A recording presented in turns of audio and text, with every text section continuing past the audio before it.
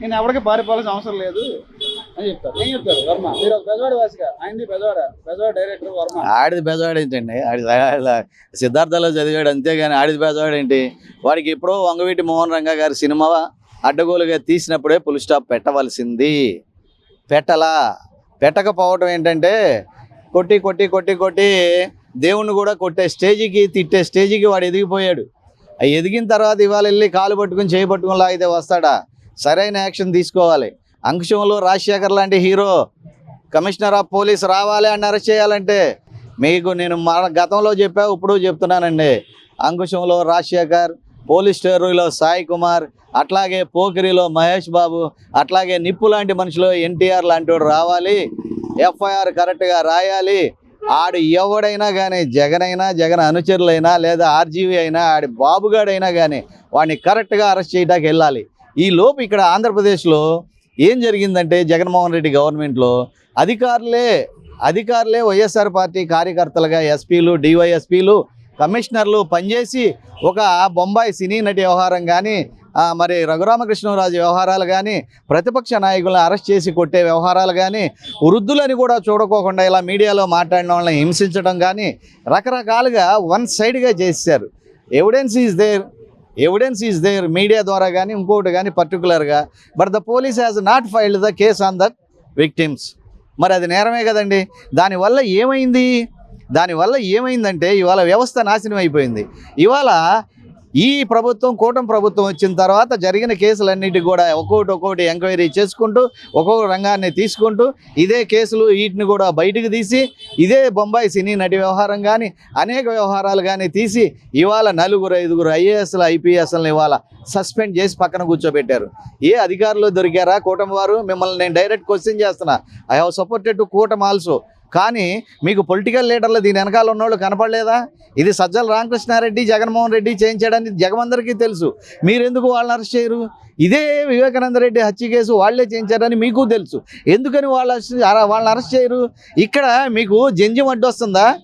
జంజం వేసుకున్న రాజకీయ నాయకులు అందరూ మనం ఒకటిరా, ఊరికే ఒక్కొక్కళ్ళు తిట్టుకుందాంరా, అయిన తర్వాత మళ్ళీ నువ్వు ఇదే విధంగా డీలాగా ఈ కేసులను విచారించు, తర్వాత నేను డీలాగా విచారిస్తా అని చెప్పి ఏమైనా అండర్స్టాండ్ ఒప్పందాలు ఏమైనా ఉన్నాయా పవన్ కళ్యాణ్ గారికి, చంద్రబాబు గారికి, జగన్మోహన్ రెడ్డి గారికి?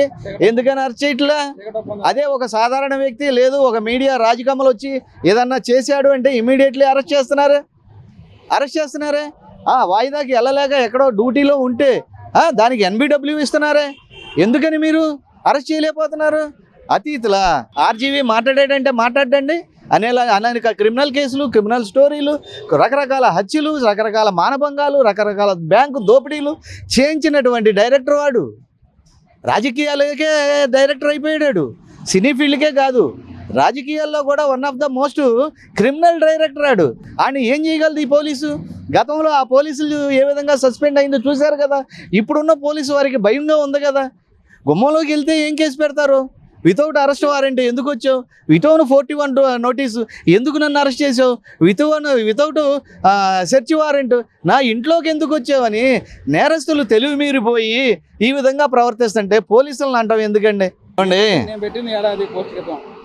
ఏమండి ఇప్పుడు అందులో క్షణం సినిమాలో పరేష్ రావల్ గారు అన్నట్టు 3 సంవత్సరాలు కష్టపడి దోపిడీ చేశారు. 4 ఏళ్ల తర్వాత తెలిసింది ఇది ఎవరు తీశారు ఏంటని.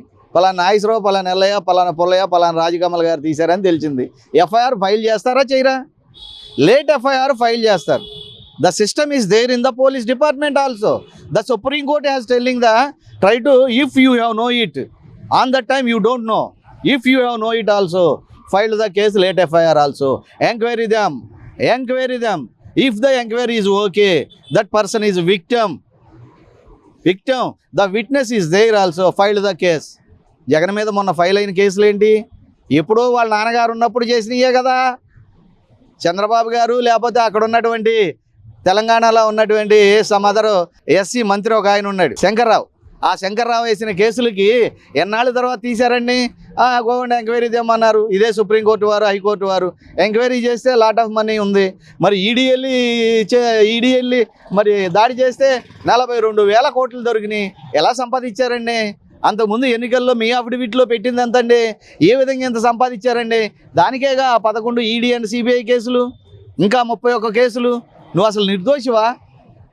నువ్వు చెప్తున్నావు కదా, నువ్వు దేవుని బిడ్డవు కదా, జీవము గల తండ్రి యేసయ్య నాయన, ఈ యొక్క నీ ఆత్మ బిడ్డ అయినటువంటి ఈ బిడ్డ నిజంగా తప్పు చేయకపోతే నువ్వు 151 సీట్లు 23 ఎంపీలు ఇచ్చినటువంటి ప్రభువా, ఈసారి ఎందుకు ఇతన్ని శిక్షించావు?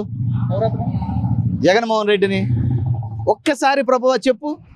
ప్రజలందరూ కూడా ఒక్కరోజు ఆకాశంలో ప్రత్యక్షమయ్యి ఈ రాష్ట్రంలో నీ బిడ్డ అయినటువంటి ఈ జగన్మోహన్ రెడ్డి చేసిన తప్పుల్ని ఈ విధంగా నేను ఎండగట్టాను, ఎవరన్నా మాట్లాడారంటే నేను ఇచ్చిన సందేశంతోనే వాళ్ళు జగన్మోహన్ రెడ్డి మీద అభియోగాలు ఫైల్ చేశారు. ఇవాళ అమెరికాలో నా బిడ్డలే అక్కడ FBI వారు కూడా ఈయన మీద ఈ విధంగా కేసు పెట్టారు. ఇది ట్రూ, ఇది వాస్తవం అనేది దీవము గల తండ్రి యేసయ్య ఒక్కసారి చెప్పునాయన. ఇక్కడ జగన్మోహన్ రెడ్డి మీద ఇదే చంద్రబాబును, ఇదే మా పవన్ కళ్యాణ్ చెప్తుంటే అన్ని మతస్థులు చెప్తున్నారని చెప్పి బాధపడుతున్నాడు. ఒక్కసారి ఇది కూడా ఈ యొక్క నిగూఢమైన రహస్యాన్ని ఛేదించవలసిన అవసరం యేసు ప్రభు సిలువై ఉన్నటువంటి దేవా నీదే బాధ్యత.